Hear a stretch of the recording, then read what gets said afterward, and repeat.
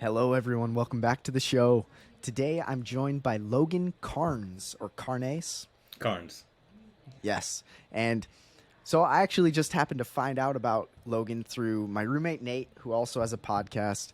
And he was saying that Logan has a truly inspirational story for us. And I was like, interesting. I always love to network with new people. And so Logan, if you search him, you might find junk removal in his name, and you might see that he's a mentor and an artist. But I guess, Logan, what would you consider? Who would you consider yourself to be? What are your dreams? And I guess what brought you to junk removal as a step in your dreams? So first, if you see me looking away from the camera, it's because I'm taking notes. I like to take notes and always learn. Heck yeah. Yes. And do little points here and there. So thank you for the introduction, Harley. It's a great opportunity. I appreciate you letting me on the podcast. But where it all kind of started was just or I'm sorry, I got kind of sidetracked. If you can repeat the question. Yeah, it's like, I guess, how did your story start and how did it lead to junk removal? I guess that's kind of probably a long answer, but I'm down for it. Sounds good. Sounds good. So it really started, once we leave or if we go back, kind of mid years in high school, we're looking in sophomore year. And just to get straight to the point, that's when I was super addicted to playing video games all the time. And this was way before like Twitch was a thing, or I might even be in a different field, past this at this point in life. But Twitch really wasn't a thing. I'm 28 now, so this is like 2010, 2011, and I'm still in high school. Near the end of 10th grade, that's when I kind of discover smoking weed, and I was like, why am I spending all this energy on video games? Because it opened up my viewpoints on just like, like I wasn't out there socially, I wasn't talking to women, I wasn't putting myself out there, and I definitely wasn't the person that I am today. So I'm not saying weed is good for everything or for everybody, Sure. but it definitely got me to start viewing the world differently. Yeah. And so then, you start off just smoking weed, just hanging out with the guys, and then I started to see the business aspect of it. So I got a job at Wendy's at 16 and spent my first two full paychecks. So 40-hour weeks, this is when minimum wage was literally $7.25, $8.20, $8.5, whatever. Whole paycheck, 2 weeks, $600, like no money for 2 full weeks of work. Yeah. And so spent literally the first two paychecks, so a month, literally on weed, buying bulk. And Yep. this is when mid also was even available. Now you can't even find garbage weed. It's all pretty good, for the most Yeah. part. And lost money the first time, lost money the second paycheck, broke even the third paycheck. And for probably about 6 months, I just kind of did it just to support my smoking and maybe made 50, 60 bucks on like the whole amount. At that point it was Sure. like a quarter pound, but it was of mid. So you're talking like this much of a brick, and it's, it's terrible. It doesn't taste good. And so about 6 months go by and I get into a little bit better weed. I get into buying the better quality and getting more of it, but still super low amounts, because the same 4 or 5 ounces of garbage is equal to pretty much one of good.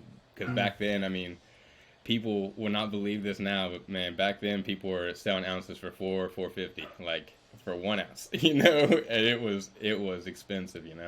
People were Sure. selling grams, 20, 30 a pop all day. So it finally gets to the point where I start seeing the business aspect.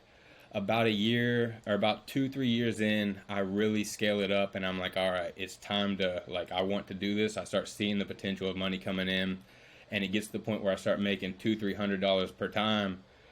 And so it's still not a lot of money, but I see the potential. And so I Sure. end up, I can't even tell you exactly how it happened, but I do know that I was following a couple people out in California, just that I always was interacting with, showing love, and they were showing love back. One of them eventually reaches out, and is like trying to basically, build a connection, where we're, I'm literally getting weed shipped, and, we start small, it gets to the point where I'm probably getting anywhere from $5,000 to $7,000 worth of product near the later stages. And it was anything from, probably about a quarter pound to a pound of flour, and then anywhere from a quarter pound to half pound of wax. And so the wax was super easily transportable. The weed was not, because it's big and bulky. So For sure. that then became the issue. And I started driving, making like 3-hour trips up to West Virginia University, big college town. And that's where I'm originally from. I'm in Florida now. But started making those trips just so I could get more, because I wasn't comfortable getting, or at the time I wasn't able to figure out how I could safely get, 3 to 5 to 10 pounds through the mail. That was like next level, like you're risking some big danger there. So wasn't quite ready for that. I'm glad, it never got to that level, honestly, because Sure. again, I could be in a way more spot than I am today, and I'm blessed for everything that's happened. But eventually it gets to the point where I go from making $50, every time, to making a couple $100s per time, to making $2,000-$3,000 a week. Literally, I wouldn't even have to break down the pound. I would get it and literally be able to hand it off to somebody and make $1,000 just handing them the bag. And it started getting real crazy, and my end goal was kind of like, I'm going to, I think this is 2021, 2022. It's about to turn a new year, and I'm like, all right, it's definitely, I don't want to do this for the rest of my life, even though in the back of my head, my ego was like, you can do this forever, and that's probably what led to the end result. And so I'm making all this money, shipping out probably, anywhere from $3,000 to $10,000, like out, like sending money away. One day they knock on my door, and it's the postal service, and so they intercepted me sending out a package, but it was just money, so they can't do anything. And I literally just like denied everything. They knew it was money, but I was like, literally, it's for a car payment. I just made up a lie, went down that path, and they couldn't do anything. So they leave, and they're literally trying to get me to snitch on myself. They're like, just tell us who this is. Tell us who this is going to. Like, and it was wild. It was a wild situation. Oof. And it was even crazier to add this note. Most people don't know this is like, so I lived with my parents at the time. My parents were cool. Like, they knew I was trapping crazy, and I've always been a hustler. So literally, I would leave sometimes at 10, 11, noon, literally be gone for 3 hours because I was delivering. Like, so I was always traveling with tons of weight, and then I'd come back, be home for literally 5-10 minutes max, take a rip. I'm back out with just a gang, load of stuff, and literally just all day coming back at 10, 11 p.m. And so it was a real wild journey. And so what was crazy was that day that they came, they knock on the door, my dad has to literally call me to the door. And so my dad's like standing there the whole time, like witnessing it. So they're like trying to make me fold, and I was nervous as fuck, but I knew I wasn't going to say a name because one, it wouldn't do me any good. Two, I don't think, even looking back now, I don't think I could live with myself. It's just not who I am. I don't believe in telling on other people for my own mistakes. I definitely believe in accountability, and most importantly, it was in all the way from, I'm in West Virginia, literally all the way on the other side of the West Coast, and never was I putting names on the packages. They were literally initials and P.O. boxes, always. So, and they would always be fake names, like different names every time, like random bullshit, just everything. And so my dad's sitting here watching all this happen, and long story short, 30 minutes go by, and they finally, they're like, all right, whatever, we're going to investigate this. So that definitely scared me for a minute, and I thought taking 2, 3, 4 months off would be all right. I can't remember the exact period I took off, but I wasn't as confident in myself as I am now, and I definitely look back, and like my dude was like pressuring me, that he was like, come on, like, you ready? And I was like, I'm still taking a break. But then it also kind of got to me. I didn't want to lose clientele, and I was just overthinking shit instead of just doing the smart thing. And at this point, before I started again, I had probably $20,000 to $30,000 in cash because like 15 to 20 of that was constantly like overhead. The other 10 was shit I had saved up, and then I would have had way more money, but I was just, blowing it. I wasn't investing it. I thought I was like this rich baller dude coming from where I was at. People didn't have a lot of money, so even just making a couple $1,000s a week, not having a real job, people look at you differently, and I definitely let that get to me. So I'm out partying all the time. And so I take the 2-3 month bender, the break, whatever, but then I start overthinking, worrying about my clientele, worrying about the connect, like even though I should have known better, he wasn't going to just go away, and just silly things like that. So I end up picking it back up, maybe last a month and a half, and then so always had a little trap phone, and that I would change the number or the number every 2 months basically. And so luckily I was out that day to go get a new number, so I had my phone, SIM cards, everything with me. My mom calls me, so like I said, I'm living with my parents. My mom calls me and she's like, they're here. And I'm like, who's here? And she's like, and so instantly my heart dropped because I knew, it wasn't, nobody happy is at the door this day. Not my friends. Nobody's coming to save me at all, bro. And so and when she calls me, I'm literally 5 minutes away from the house, like no joke, about to cross the train tracks, and then two turns would have been home. And when she said they came, my brother back in the day when he was still with us, he had a black Cadillac, and so she's outside and she sees like one car come around. And she thought it was him, and then she sees like a whole gang of like police cars, black SUVs. So like probably like 10-15 cars came, but I wasn't home, and so they raid the house. I instantly called my brother, and I was like, what should I do? And he's like, he had been in and out of jail his whole life, and so this was like my first situation because he had done the drugs. I had sold the drugs, never like been a user of bad drugs besides just doing some weed. Sure. So I called him. He had some better life experience than I did for sure as far as those situations, and he was like, I wouldn't go home. In West Virginia, where I was at, he lived about an hour away, give or take, depending on traffic. And so I literally just went to his house, legit camped out at his house for 10 days. So I never even saw the raid happen. I never saw the police. I never saw none of that. Like, I dodged all of it. And I'm super blessed for that as well, because that would have, like, who knows if that would have fucking gave me a heart attack, that would have been super stressful. So, it was nuts. And so they raid the whole house. They're there forever. And my parents have always had like tons and tons of stuff. Like, they're not hoarders, but it was always like good stuff, but they just hard to let go. So like closets full of clothes, and just shit like that. So they're there for like, 3-4 hours, however long. Eventually they're tired of fucking looking through everything, because we had like a whole wall that I was selling stuff on Vera Bradley, like literally hundreds of boxes on shelves of like actual product of real stuff that I was selling on eBay too. And so they were just tired of going through everything. And so they go to my room. They obviously I had probably $10,000 to $15,000 worth of, this is where some of my money went to, of literally like bongs, and like, so I'm big into art. And so I had a giant glass case of probably 15 to 20 pieces worth about $10,000 to $15,000 in total, just like everything. And I kept them pristine, like shining, like as if you went into like a high-end, heady store. I only smoked out of one or two at a time to make sure I didn't get overwhelmed with cleaning them. And so they took all of that, regardless of how clean it was, not one trace of anything, took it, all paraphernalia, gone.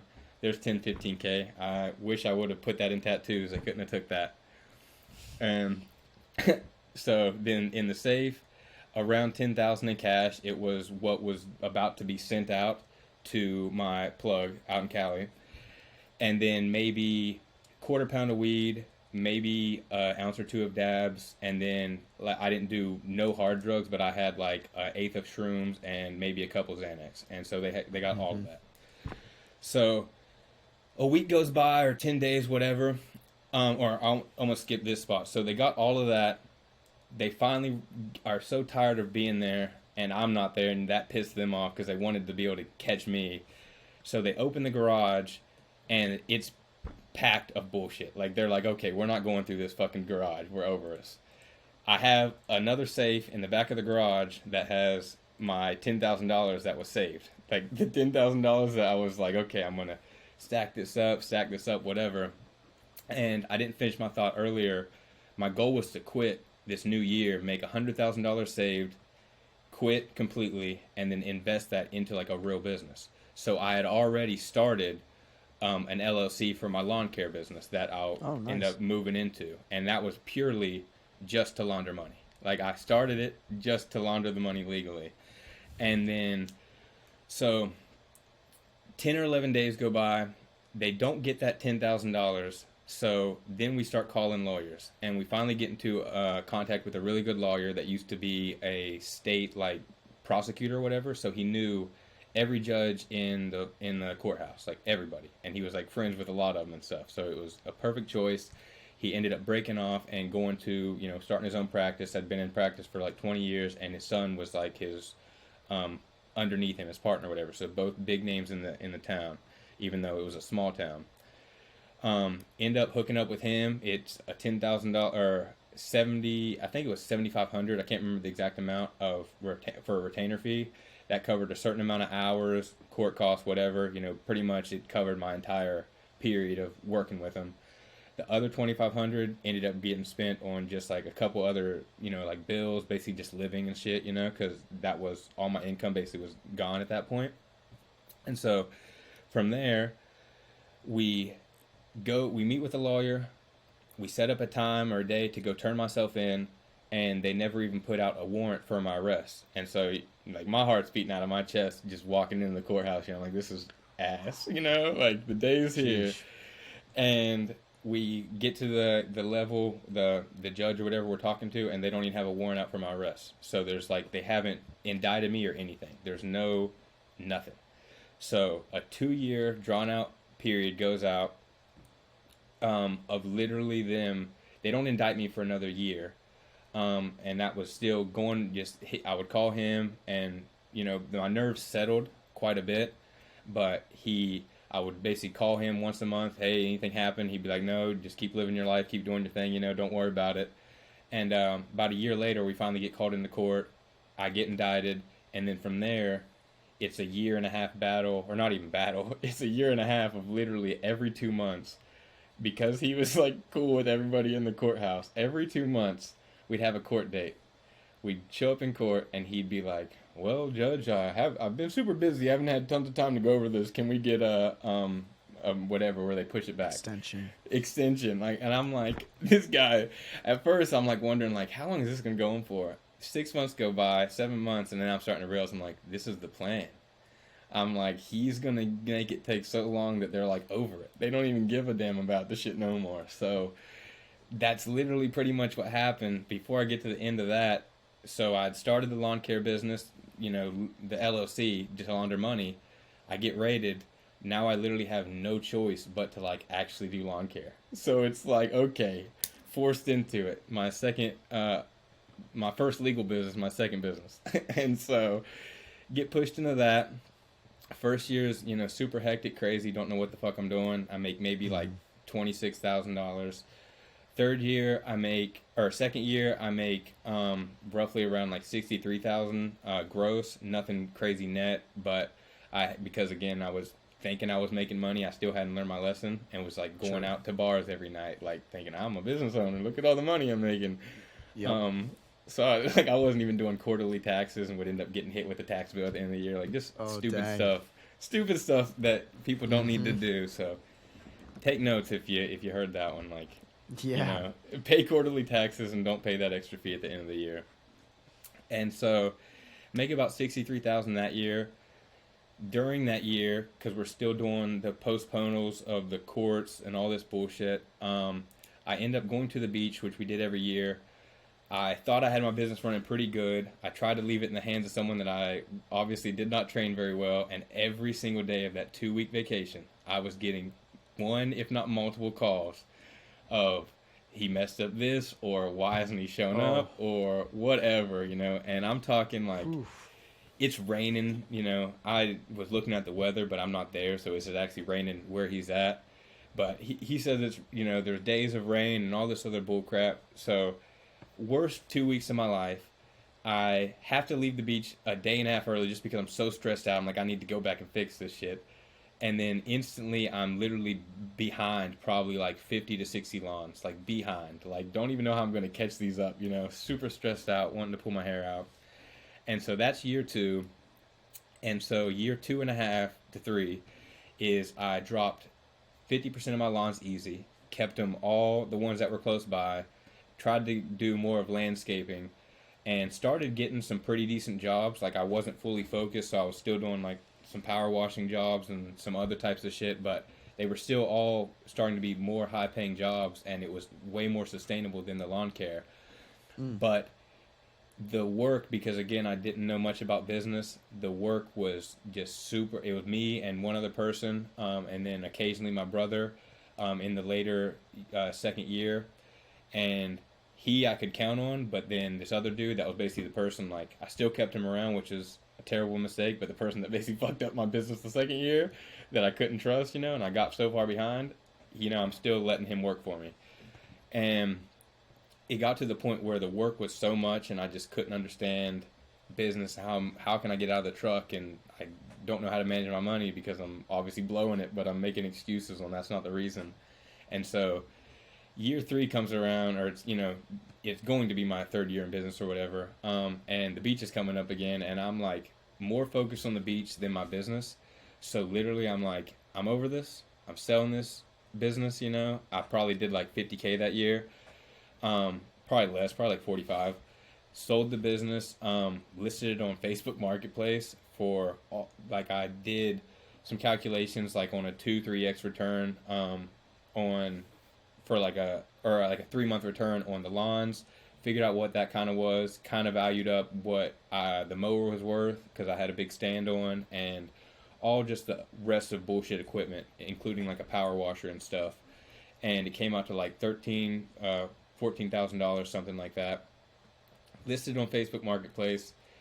Had probably over 100 people message me about it, but literally the first person, it was wild. I was like, is this even gonna work? Like, it was kind of one of those, it was like a true shot in the dark where like I'm blindfolded, I'm like, can I hit the bullseye? Like, truly like that. And so, long behold, I get all these messages, but no joke, the very first person that messaged me ends up being the person that buys the business. And Wow. it took like a week process, but like 5 days into it, Facebook like deleted the listing because it's like, this goes against our services. So it's like, I'm so happy that like it worked. It's so crazy how it worked out, because besides that, I have no idea how to sell a fucking business. So it's like, I just would have lost the lawns and sold the equipment by itself piece by piece, and it just wouldn't have turned out as nearly as great. Like, and I did end up selling. So I listed for 14, sold everything for 13,000.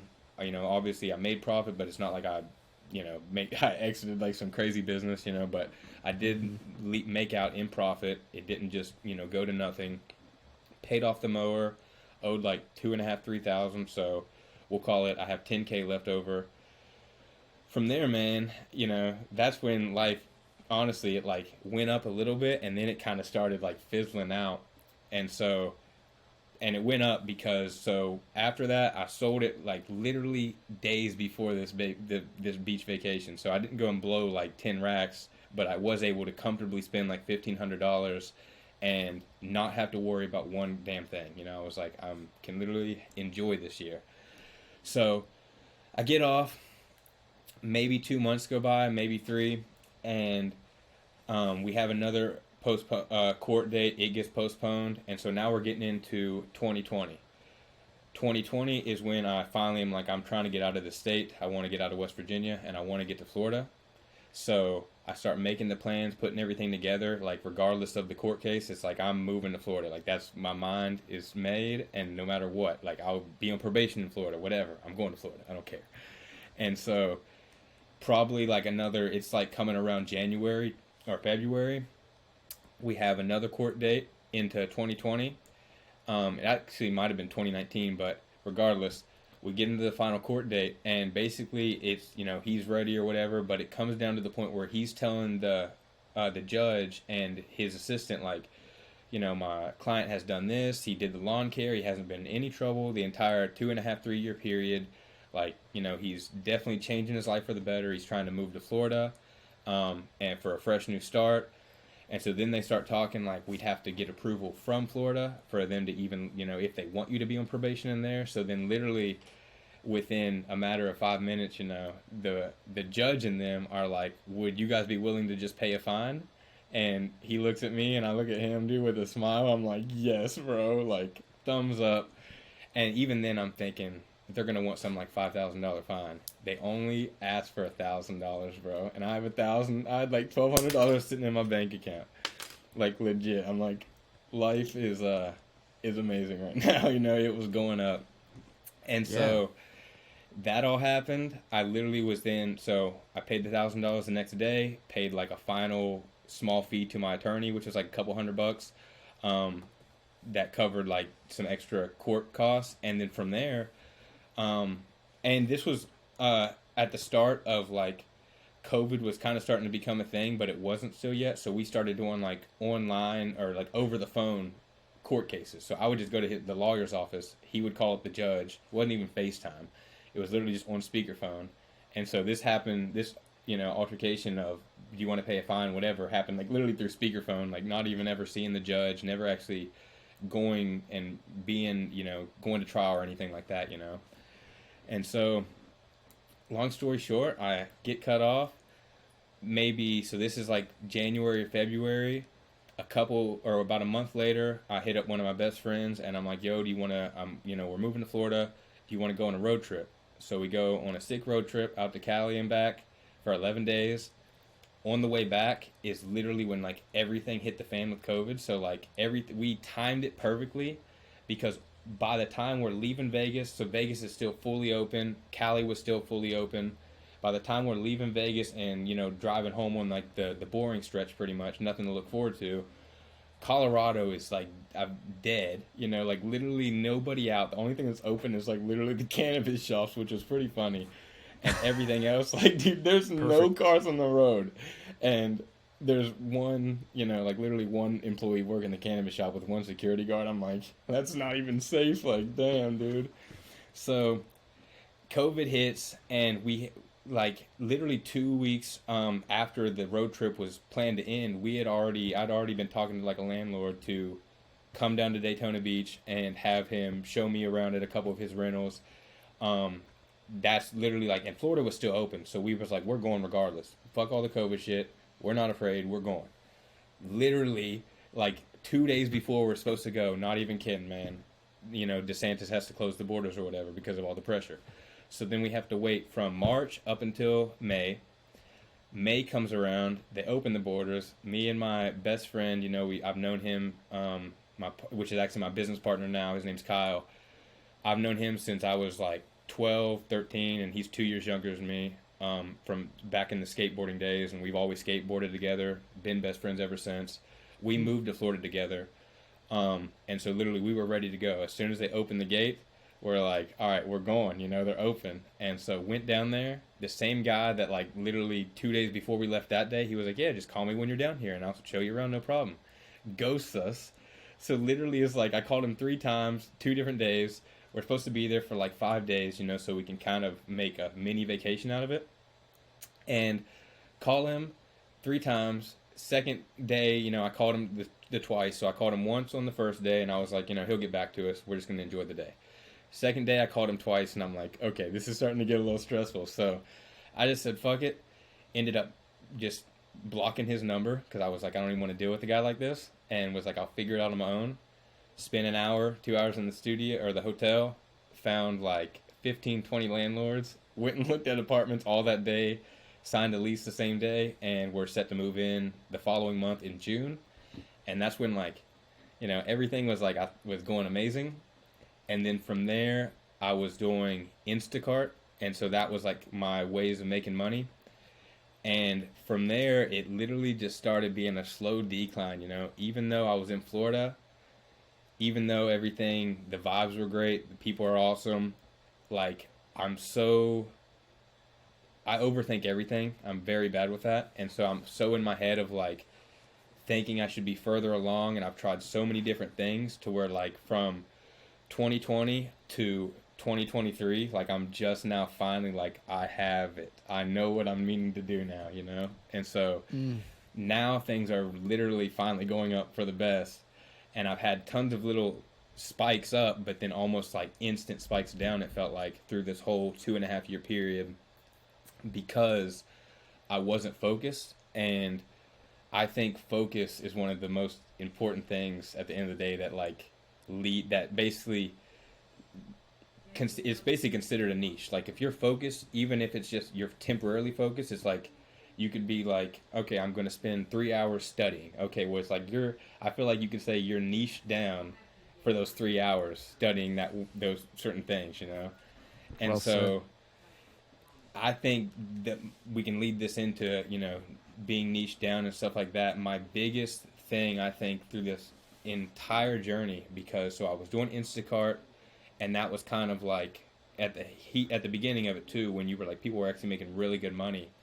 And I was making, if I would have, couldn't see it then, but I started making tons of Instacart content on TikTok. And I went from like, I don't know what stage I started doing this, because when I first moved to Florida, I was doing Instacart, but I was doing spin art. Do you know what spin art is? No. So spin art used to be, it still is kind of a trend on TikTok, but not really like a trend. So spin art became a massive trend on TikTok in the early stages when it started moving away from dance, to where people, you know, would like attach a canvas to a drill and like put different color paints on it and then literally spin it. And then, so all the videos are there for everybody that watches this. If you type in Logan Carnes on TikTok, you're going to see 4 accounts. One is an account that was my first account, and it has over 100,000 followers, and I could post on it today and maybe get 100 views. It is pretty dead, and it's because I started niching down in spin art, but I didn't see that I was doing that. And then I felt like I was becoming someone I didn't want to do, because those videos are cringe as fuck. I mean, they're cringe, but they're up there. So go watch them and see the person I used to be, because they're up there. And like, I'm like, oh man, dude, I don't even want to watch them. Like, it's tough, you know? I'm like... And then you wanted to switch channels from the spin art, but then TikTok was like, you're a spin art channel. That's literally it. And it was, for anybody that does want to transfer into something else, make it a slow 6-month process. And I didn't even think of that or understand that then. So that's why literally like one day I'm like, okay, fuck the spin art, I'm doing this now, I quit. And I literally, like, no joke, like sold all of my paint supplies, everything. I was like, I'm done with this. And so like all these paintings, I still paint now, but now I'm painting what I want to paint. And I felt like I was really forced to do these spin arts, and I felt like I was forced to act goofy as fuck. Like, I was going live every day, and that was like the only way I could like get the paintings to sell. And I would basically do like paintings for people, like live. Like they would pick the colors, and I'd be like, boom, boom, and then I'd be like, yeah, this is so cool. And just like, bro, it was corny. Like I look at that and I'm like, yep. And so one day I was like, I got to stop this. Sold all the paint supplies. You know, I was like, this spin art isn't me. I'm an artist at heart, but I don't want to, you know, be a spin artist or be known as this. You know, I'm definitely more to this. And so views pretty much fell off a cliff after that. And that was, you know, because I was so reliant heavy on the views, that again with super spike, I was like, things are going up, things are going down, and I didn't realize why things are going down. Like I couldn't see it. I'm like, why? You know, like, why me? You know, just playing the victim. And I definitely was more playing the victim back then, because I just didn't have as much knowledge as I do now. And then that went on for like a year. I started another account, and that account I was trying tons of different stuff, and then I finally kind of caught on to what has got me to where I'm at now, but with a different subject matter. And it was like the POV text, where you put like text overlays over videos.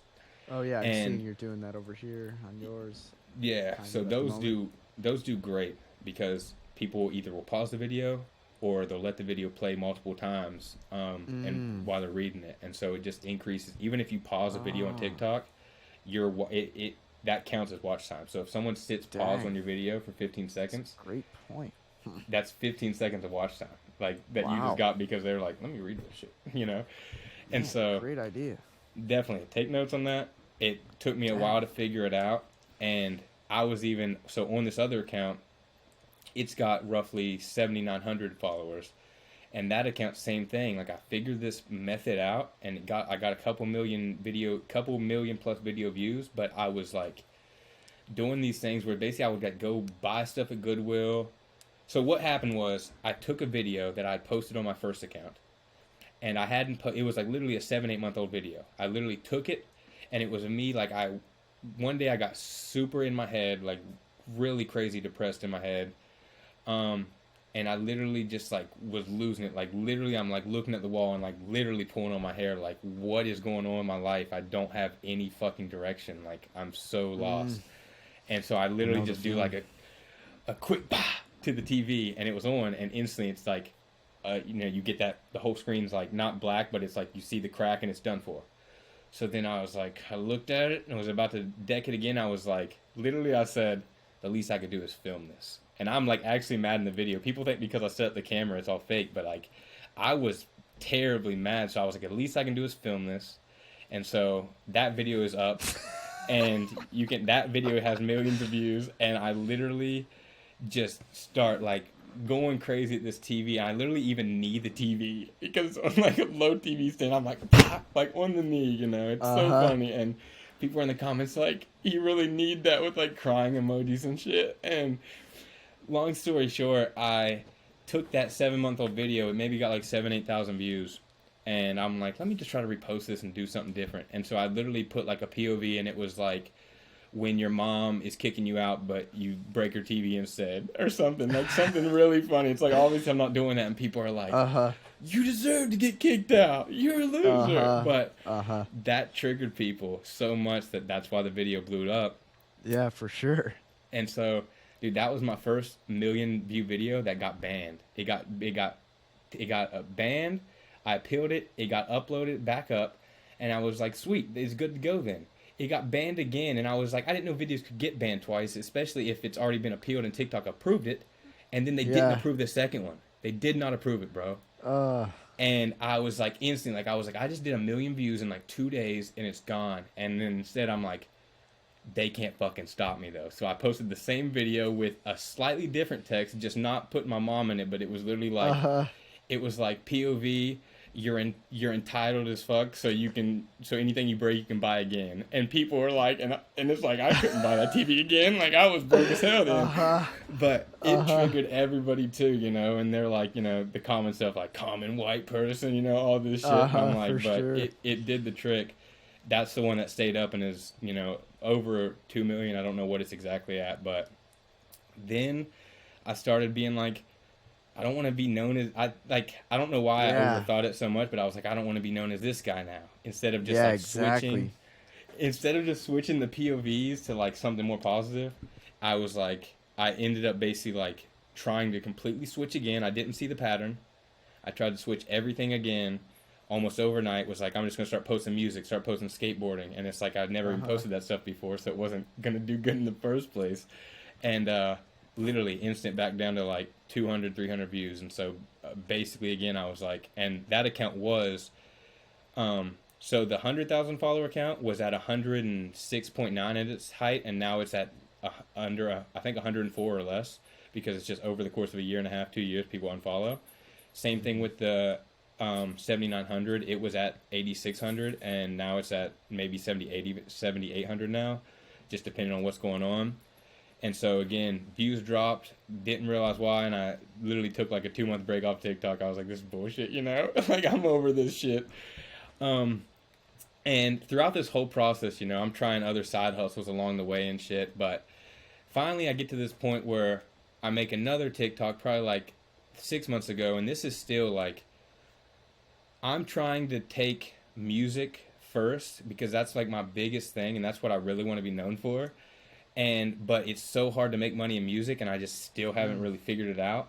But instead of, and I always said I was going to do this, but I never did until now. It's like, instead of trying to focus on the music, focus on a business that can make you money today, and then when you turn that into a multi-million-dollar business, you can dump that into your hobby and blow yourself up. Like, it's guaranteed. Boom. Like, you just have Boom. to have the plan, you know? Yeah, that's a pretty good plan. And so that's like, focus is here now. It's like, that's guaranteed what's happening. You know, junk removal was just a stage, but Yes. I basically made a new account for, you know, for just music, and for Instagram too, like music, and for TikTok and Instagram, I made a brand new account and was like, I'm just going to start this fresh. And I have another Instagram that has like 2,200. And the last post I made on that was, I'll be back when I'm a millionaire. And it was like a long 10-minute speech of like how I'm too focused on social media because I'm too focused on trying to make myself famous instead of trying to add value. And that's like, that's the thing. Value. It's like, if I just would have added value to people's lives, you know, sooner, and actually cared about helping other people sooner, Dang. I would have much been further, not just, you know, to help me, but literally, like, it's so amazing to see all the people that I'm actually helping and are reaching out, like, bro, you're amazing. I appreciate this. Thank you. And it's like, I just didn't realize or understand how to do that. And so I make this music account for Instagram and TikTok, and, you know, same thing for 5-6 months. Like, I'm going hard on it. I'm trying to figure out the plan. I'm like, okay, if I just post like 3 times a day and automate my posts, and I literally had like 6 months of posts automated that I'd pre-filmed, dude, it gets to the point where literally I end up just deleting all that. So all that work, I was like, fucking forget it. Don't even care anymore. Because I literally completely flipped my mind. Like 6 months go by. I'm at 200 followers on this TikTok account, and that one still is like pretty much just a music account. It's my third account, and that one has literally like 200 followers, 250 I think. And the Instagram, which is this Instagram that's blowing up, had 202 I think followers. And then so finally I'm like, okay, let me try something new. And so I was like, I started a new TikTok account, and before I decided, I already started the junk removal business, and we can kind of go back to that, but I'd already started the junk removal business. And without even thinking of I'm going to start making junk removal content, I was like, let me go back to the POV like text videos. Like those always did good. I had spin art ones or like art videos that I didn't talk on or do the spin art. They did good. I had a lot more success over here on this 7,900 account doing the POV text and doing different captions. So let me just try this. So I started a new account, and if you go to the bottom of the new TikTok, Logan Carnes 95, the first like 5 to 7 videos are just like random POV text, like trying to be funny, like, you know, just like goofy stuff. I can't even really think of something off the top of the head. But then one day we were doing a simple video, and I was like, let me turn these into one of the POV texts. And so it was literally like us picking up 2 beds for $100. It took 10 minutes. And so I made that, and it was like, just picked up 2 beds in 10 minutes for $100. Before 10 a.m. What the fuck you doing? And that triggered people. And so Yes. that video, dude, I'm 9-10 videos into my new TikTok account, and that video is my first. It's pinned on the new one. It's at 1.5 right now million, and it blew up, and I was like, crazy. So then I was like, it still took me like probably like 2, maybe even a month of like, I still was like, I'm just doing this on TikTok. I'm like, I'm not going to post this on Instagram. I'm trying to keep this Instagram cool. I'm trying to look like a rapper. Like, I don't want to do all this. I want to be cool. Like, that was my focus. I was there like, I need to be cool as a rapper. I don't want to have all this bullshit on my page. So I was trying to like create like the false narrative that a lot of people do. It's like, so every post would either do good with Reels automatically, or I would freaking put money into it and promote it to make it look like it did good. And to still try to gain the audience, but more importantly, it was like just like the social proof to try to look like I'm doing better than I am. And for anybody out there, that's not the way. Let me tell you, not the way, dude. You can fake it till you make it mentally, but you know, don't try to fake it till you make it, like by going out of your means and trying to like flex on people and all this other shit, buy shit you can't afford. So eventually, a month goes by. The TikTok so it's not even been like a month, it's been like 3 weeks, and this new TikTok account is roughly at like 1,500 plus followers. Like it's one of the fastest growing. I've never hit 1,000 followers before in a month before. That's crazy. And that one video is at like 900,000, maybe about to hit 1 million, whatever. And then I'm starting to see, okay, let me try to make these different junk removal videos, and they all start kind of doing good, 2 to 10,000 like views on a regular basis. For sure. So I was finally like, let me fuck being cool, literally is what I said to myself. I'm like, I'm over it. No one cares. Yeah, exactly, dude. It's like nobody cares. And so it's like, and I had to tell myself that every day. I still struggle with like what I call main character syndrome. It's like I feel like people are always looking at me and judging me when it's like I'm just so in my head. It's like ridiculous. Oh, I see what you mean. That's a good way to phrase it. I'll do something and I'll be like, is someone watching me? Like little dumb shit, dude. It's like I'm over paranoid, and I'm like, it's something I'm always working on. So basically, I was like, nobody cares. So fuck the Instagram shit. Just post it on all platforms. I was already posting on YouTube, because I basically have a YouTube channel that's just like everything I post, no matter what content it is, I just put it up on the same YouTube. And, regardless, like it could be fucking me eating a steak or me talking about junk removal. It doesn't matter. It's going up there. It's content. And so I'm posting on YouTube and I'm posting on TikTok, but I'm like not wanting to look corny on everything else. And I finally do. And the first video does like, 10, 20,000. And from there, it's like, I'm starting to see the follower growth. So I'm seeing like, here's 10, 15 followers this day. Here's 5 this day. And I'm like, this is cool. Like I've never even seen that type of growth where it's consistent. It's normally like you get 3 spam followers and then you lose those 3 spam followers the next day. Pretty much. Like there's no growth, and I'm like, I'm not seeing any growth. So 2 weeks. So I actually was showing my mom this today. 16 days ago, I made a video. So I got up to, so I was at 202 followers on Instagram. I got up to 340, and that was 16 days ago. And the rest is history. I'm probably at over 6,000 now, which is wild. Like, it's been crazy, like, just the amount it's happening. I'm just, like, hard to believe. But dang, it's because of finally niching down and finally actually adding value. Like, when I was doing the spin art, it's the combo. The combo. And so when I was doing spin art, I was only worried about, like, yeah, I'm providing value with entertainment, but I'm literally, like, in every post or live, like, after every painting, like, buy this, like, make sure to buy this, like, like, I'm not, like, I'm not doing the Gary V effect. I'm literally just, like, spam, buy now, and no one was fucking with it. Me, yeah. Yes, it's like, no one was fucking with it at all, maybe looking back, like, what if I just would have been, like, on those lives, been like, all right, I'm giving out a free painting. Who wants this one, All right, these colors sweet. All right, DM me your address. I'm sending this to you for free, And build up something like that. And then people would be like, this guy's just awesome. I'm just going to buy because he's awesome and he's giving up free shit. But, again, like you said, I was me. It was all about, like, help me, Help me get famous. I don't care about you, but what about me?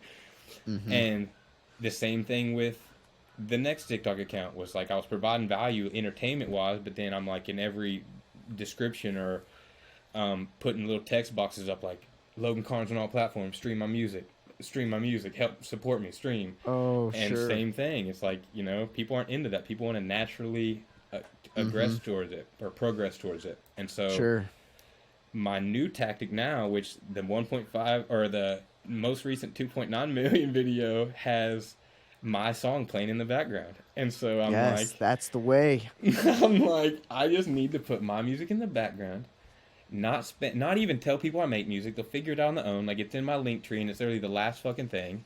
It's the last thing. I saw this and I was like, heck yeah. Over time people will see it. But for now, like I said, the plan is in place.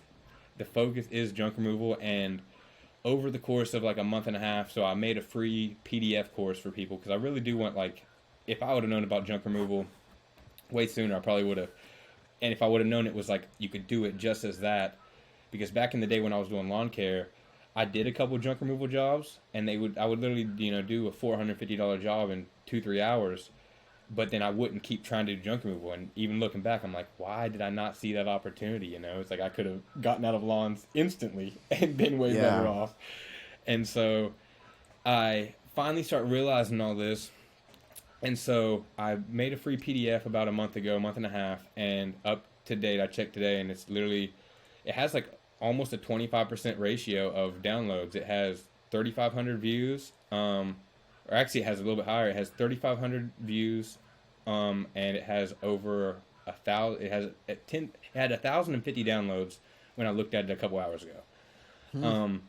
And I've never had my inbox flooded like it is. Like every day I'm getting like 30, 40, 50 DMs of people like texting me junk removal. Like it's mind blowing, honestly. And so I am going to be creating a paid course, but even that, I'm literally just going to spam people with the fucking free course, and it'll be on the store. I don't want people that are going to want to refund it, so it's going to be $9.97, and only people that are truly committed will buy it. And I don't even really want to pitch people.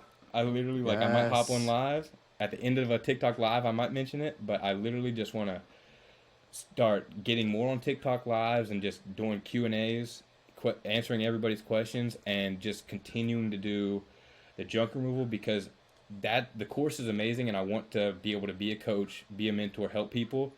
But at the end of the day, it's like I'm still new into junk removal, and I'm still building my own business. So it's like the main focus still is my junk removal, and then as I learn, I can provide more value. But as of now, that's why it's like niching down has like literally been a game changer, and it's in just 16, 17 days, and then the new TikTok account is only as old as April like 20th or April 21st, like very recent.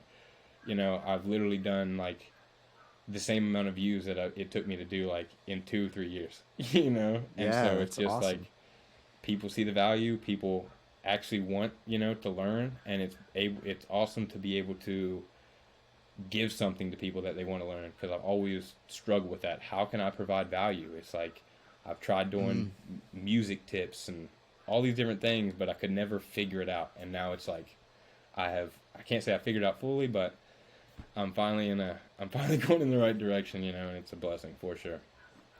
Yeah, that's awesome, man. Yeah, because just like personally, like I have this podcast, which kind of, like I said, it kind of covers those 3 little pillars that I was talking about. But like part of me is like, oh, you should niche down into one of those pillars. But then I'm like, oh, then it wouldn't be me fully. What is me? But currently I'm working on a course at the moment for quitting porn, which sounds kind of crazy, but there's a huge market for it, and it was a huge problem for me. And as soon as I quit, I just feel way better. And so that's kind of where that's going to be my new niche coming up, but that's just a random little plug. But either way, it's like I'll touch base on that too. It's like I don't know what you would consider, I guess, addicted, but I guess in certain like I've never been like I need this, but there's definitely I've noticed in my own life times where it's like I'm so focused on this, and then I notice times where I'm unfocused, and that's when I end up fucking would watch porn, like not when I was busy and didn't have time or give a fuck about it. And it was never on my mind. And then when I wasn't focused, in those depressions, so it's like, okay, I'm focused on spin art. Okay, views are down, I'm depressed. Where's my life going? Those periods. And then back up, back down. And totally. Even through this 3-year period of moving to Florida, like I started barely working out before I moved. And then just over this 3 years, now it's like I have to go to the gym every day. It's like my health has increased, like my focus has increased, and one of my biggest goals, is I'm sticking with the junk removal for sure as like the main, but I'm gonna also start trying to throw some just like kind of motivational life texts in there of like, don't overthink everything so much. Stop comparing yourself to everybody, because that's what I've done for the past 2.5 years, and stopping doing that, finding my own groove, and just trying to focus on my path has literally opened my mind up and gotten me out of a hole that I felt like, when was it going to end? I'm like, golly, bro. People talk about struggle, and it's like, obviously, there's always someone that has it worse, but I'm like, when is it going to be my time? Because I've always had the hustle and the passion and the knowing of like, I'm going to be famous one day. I'm going to be known. I'm going to have a worldwide presence. But you hear all these, whether it's, Kendrick Lamar or J. Cole or fucking Steve Harvey, like everybody thinks you're an overnight success, but no one knows about the fucking 10, 15 years you put in the work. And so that thought was always in my head, like, how much longer do I have to suffer? And I'm still not out of it, but it's like 100% as long as I stay focused with what I'm doing, I don't see any downfall anytime soon. It's focus is the key, for Yeah. sure. I feel your pain in the sense of like, I become interested in something for about 4 to 6 months, and I'm like all in, heavily interested. Dang, this is literally my new life path. I'm so pumped about it. And then 4.5 months in, I'm kind of like, I'm gonna make it. I'm done with this path. I see something else that's cool, and then it's like it goes from this to this to this to this, and so it's like that's one con of like niching down. Maybe this junk removal's awesome. I hope that you can stick with it and not be like, oh, I'm done with junk removal, or because these phases they hit me hard, and me and you kind of remind me of kind of each other of like. It's like I know some people that have done the same thing their whole life, and I'm like, that is definitely not me at dude. all. So, good luck to you on your dang niching, and hopefully you can still like be yourself, like you said, maybe adding a little bit of motivational stuff because you seem to be motivational, even for a motivation of your own self. But hopefully, I don't know. We'll see what the algorithm likes and doesn't like. It's always kind of like what to do, what to not do. Yeah, exactly. Real quick, how old are you? 22. 22, sweet young man. I like it. So, just same thing to save you tons of time. It's like if you look at the bigger picture, like just because you niche down on something like social media doesn't mean you have to niche down in your life. Social media is only such a small fraction of what we do, and so on right there on my door are custom clothes. Like I'm a fashion designer too. Like I'm an artist as like an artist. Like I make music, I paint, I like to design. I got a sewing machine right here. Like Sweet. I'm a creative is what I would truly consider myself. Like I am a business owner. I am business minded. I am an entrepreneur. But like truly, I think I'm just like an artist. I'm a creator, and so I'd be lying if I said I love doing all this business stuff as far as like the day in, day out taxes and learning about all this stuff, but I know that it's going to get me where I need to be so that I'm able to then one day focus on my true passions and what I love. So if you look at anybody like can't use a Tiger Woods or like a LeBron because, they definitely probably only do that. But if you look at someone like Drake, like he's not in the studio 24/7, like music. Like he has a life and his niche. And so on Degrassi, his niche was acting. And then even then he didn't just act, he had stuff in the works and he did music on the side. And then one day he's like, okay, music is the new niche, but he still has a life and all these things in between. And so my advice, I don't think everybody needs to niche down 100%. But I was telling Nate, I view podcasts as its own as like a niche. So like being you're known as someone that does podcasts, that is a niche. So you have the ability in that niche to pretty much cover any topic, but you are in the podcast niche. But that's true. Yeah. So it's like, everybody calls that, I have it written here, is, shiny, Nate touched on a little bit too, is like shiny object syndrome, and it's like everything, shit starts getting real tough, or you're like, you kind of get bored and you're like, I like that idea, maybe you should try that. And then you end up like, if you just would have pushed through the boredom or the tough phase, then it literally could have opened you up to a whole new, like it could have opened your mind completely to something you didn't realize. Because when I started lawn care, I started the business to launder money. I got rated and had no choice but to do the lawn care.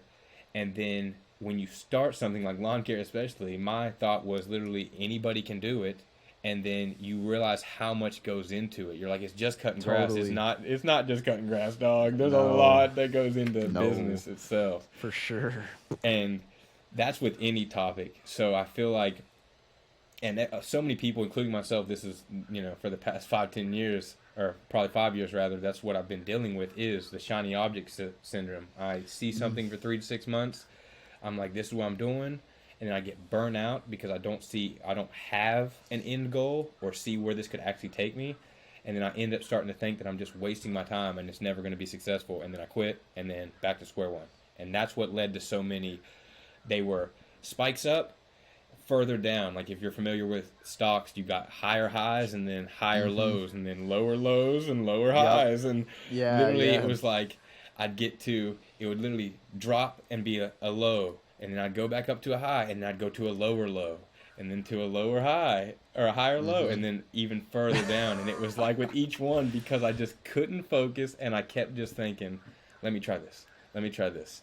And it really led to just so much, the feeling of being lost so much and just feeling like I wasn't going to amount to nothing, even though I've always known in my bones, like something about me is different, to where I just feel like, again, maybe you don't niche down in your whole life, but just niche down in something for maybe 6 months to a year and just see where it takes you. And then when you are finally ready to take it out of something, just do the 3-6 month process, like incorporate, just one video every couple days of something different. And then you start doing it once every 2 days, and then once a day, and then 2 a day. And then you only do this post once a day. And then eventually you just weed out.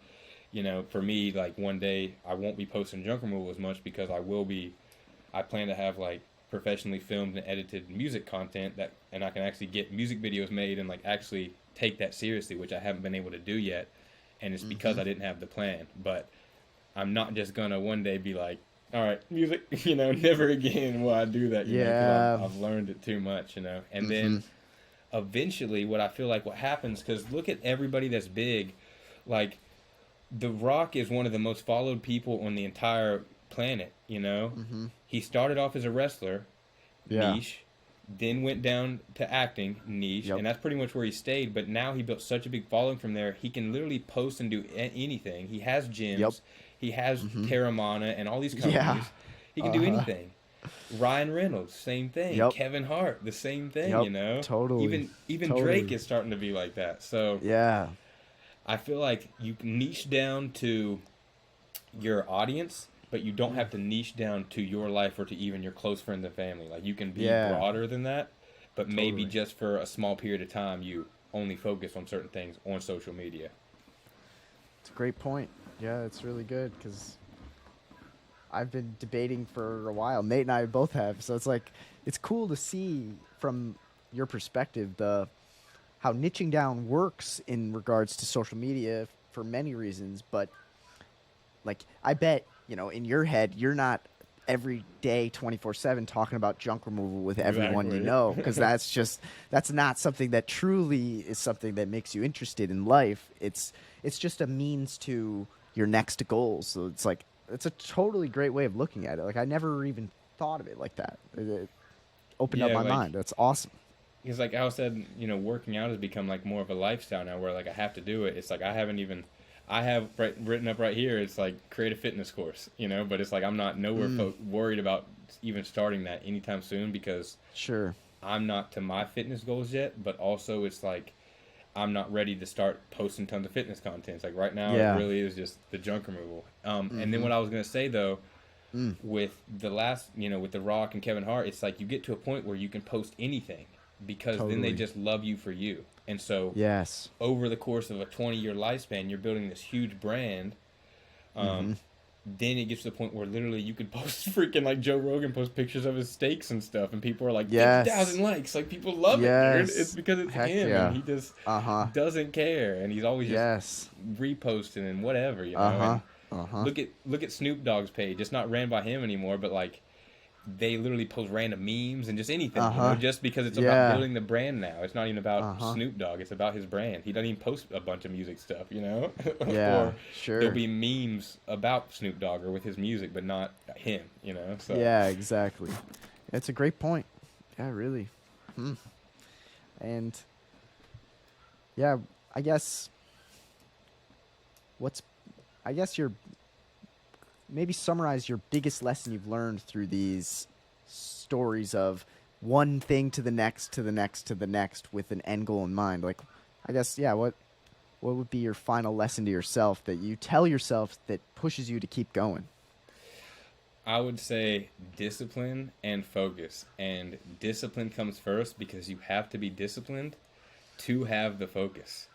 Because discipline can be as simple as like, so like for my junk removal business, like we basically have some small checklists, and like if we have jobs that day, which we're to the point now, we're starting to pretty much have jobs every day, which is a super huge blessing. When you first start out, for everybody that I'm trying to teach and learn, unless you got money going into it, you're probably not just going to start making $10,000 a month, your first month. It could happen, and have better chance if you get my PDF, but it probably won't happen. And it has taken us, we've been in business unofficially since November, officially since January, and since then we've just been rocking and rolling. But we have these small checklists that we do regardless, and so you get home after a long day and it's like, my alarm goes off. It's like post on social media. It's like I don't freaking want to, but I have to.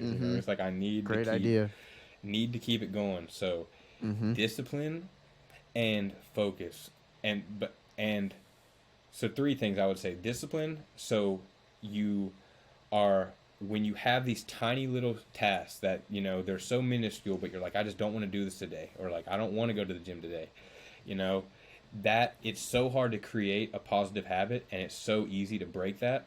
So one day you cut yourself some slack, and then the next day you're like, all right, I'll do it. And the day after you're like, I'm going to cut myself some slack. And then before you know it, 2 weeks later, you might do it once a week, if that. And you're like, so then you're literally losing all that progress that you put in the start, which leads to not being focused, and therefore viewing all these other shiny objects where you're like, oh, this person's day trading.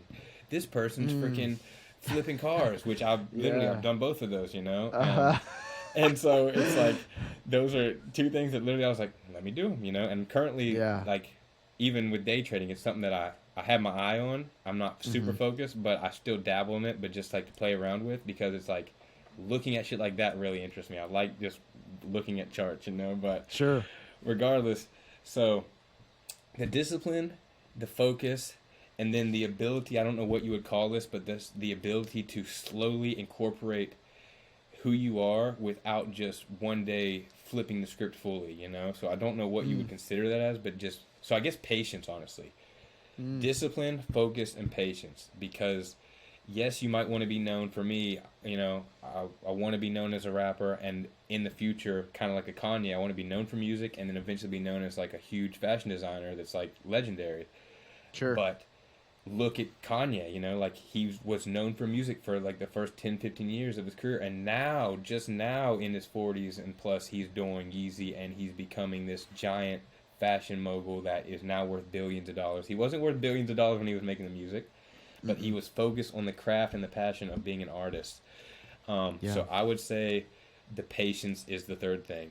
Just if you want to do something and you want people to know about it, and let's say that's not what's popping off now, figure out a method or something different that you enjoy that you can help grow your brand, and then slowly start incorporating these other things to get your audience comfortable with who you are, and to make a portion of your audience want each one of these pieces. So maybe all 100% know you for junk removal, or like The Rock, they all know The Rock is a movie star, but a small portion of that still followed him and loves him for his wrestling days, and there's some people that literally, there's people out there that probably don't even give a fuck about his acting, but they love his liquor. So they're like, I'm supporting him just because of his liquor. And that's why they followed him, and they don't even get on Instagram ever. Like, they could care less, but they're following him. But if The Rock would have tried to release a liquor company when he was at WWE, he probably wouldn't have become successful, or it probably wouldn't have done well, and it probably wouldn't even exist today. Whereas now it's either sold or has been valued at over $1 billion. And it's like, in what, a year's time, 2 years time of him like having it, like, and so that's the power of branding and social media. And I think because of the patience and the focus, people want, the end goal so bad. They just want to be able to have the fans, the following, and support with whatever they do. But it just takes time to get to that point, and that time span can be different for anybody. Like, I thought I would be worth $1 million at 25, and I'm not yet. So it's like putting those limiting, those like deadlines on you. A lot of gurus or whatever, they'll say you should do that type of stuff, but I'm with Gary Vee on, like, if you put that on you, the pressure, and then you get to that level or that stage in your life and you're not there, it literally makes you think like, I'm a loser, what am I doing with my life? Versus look how far and where I came from to get to here and what I've had to go through and all the battles I've had to face and how strong I am now versus look how far I still got to go. I'm nowhere. You know, it's like you discredit everything you've done just because you want to be somewhere else. And I think I know that was a long answer, but those are those are my three That's takeaways, really good. you know. That's awesome, man. If I could tell my 17, 18-year-old self, you know, talk to him for an hour, these are the things I would tell him, and hopefully he would have made some different choices. But as far as now goes, like, you know, the realistic logistics of everything, it's like everything has happened the way it's meant to happen so far, and I don't think I would be here or be the person I am without it. And being someone that does want to live a long time, I always think, like, what ifs, you know, like if you could go back in time, like you could literally walk in a different door and it could change your whole life. Like you could walk through a different door, walk out the other side, and you get hit by a car, and that was your second chance. It's like, was that worth it, or would you rather still be 28 and fucking kicking and breathing and depressed, you know, or are you just being a wuss ass, you know? So yeah, as much as people say that, and I would tell my younger self all these things, you know, and like if I could multiverse it or whatever, like in a different, you know, thing, but I wouldn't want to trade my life for that. I wouldn't want to go into that different multiverse. I want to stay right here, you know, but I'm willing to help someone else out, because there's probably versions of me that are dead right now, and there's versions of me that are billionaires right now. Like I truly believe in every choice can lead to a different, you know, universe and option. So totally. That's kind of where I would stand on that. You know, I'm blessed to be where I'm at, and I'm blessed to see where I'm going to be going. Heck yeah, man. Yeah, those are great traits. I'm going to try my best to implement them into my own personal brand journey, pod journey, business journey, who knows, life journey. I think you guys are, you know, you're going, like I told Nate, I mean, you're on the right path. You're light years ahead of where I was, and that's kind of what I like to do. You know, I wouldn't, again, try to go back in time and change my mistakes because they made me who I am here. But if I can give that advice and help other people, younger or older, help them get to where they want to be in life and skip some of the mistakes, whether they've made them already or not, help skip some of those mistakes to get them closer to their goals. That's what I really want to do. You know, I want to be able to help people and really make a difference in this world. And it's taken a long time to where I'm still not where I want to be financially, but I have to put that aside too. And it's like, add the value first, money comes in the back end, and as long as you are real to yourself and truly are out there to help people and you're not trying to be some shady person, the money will come in the back end for sure, as long as you put in the work.